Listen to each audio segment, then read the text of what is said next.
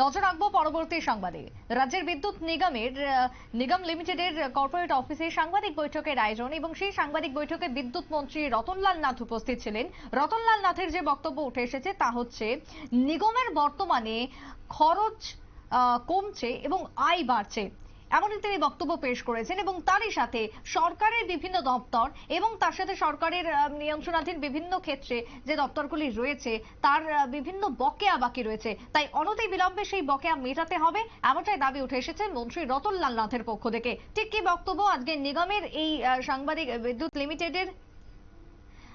নিগম লিমিটেডের আজকে কর্পোরেট হাউসের সাংবাদিক বৈঠকে কি জানিয়েছেন মন্ত্রী রতনলাল নাথ, শুনুন।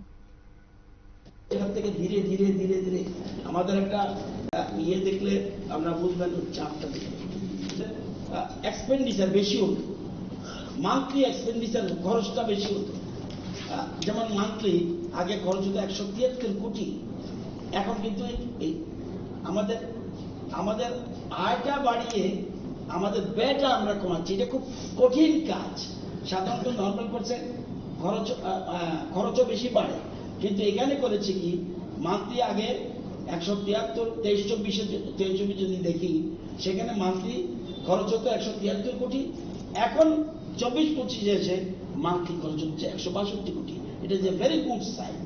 তো অর্থাৎ নিজেরা পারতে অপব্যয় করছে না। সুতরাং এই কাজটার জন্যই আজকে এখানে আসা। এখানে আমার পাশে আমাদের সেক্রেটারি সাহেব রয়েছেন পাওয়ার ডিপার্টমেন্ট। মন্ত্রী রতনলাল নাথের বক্তব্য আপনারা শুনলেন। তিনি নিগমের বিভিন্ন দিকে আলোকপাত করতে গিয়ে এটাই জানালেন যে দপ্তরের অর্থাৎ বিশেষ করে ত্রিপুরা রাজ্য বিদ্যুৎ নিগমের খরচ কমছে এবং আয় বাড়ছে। এই যে বক্তব্য তার উঠে এসেছে তাকে ঘিরেই আজকের এই সাংবাদিক বৈঠক তিনি করেছেন। ছোট বিরতির পর ফিরবো, সঙ্গে থাকুন।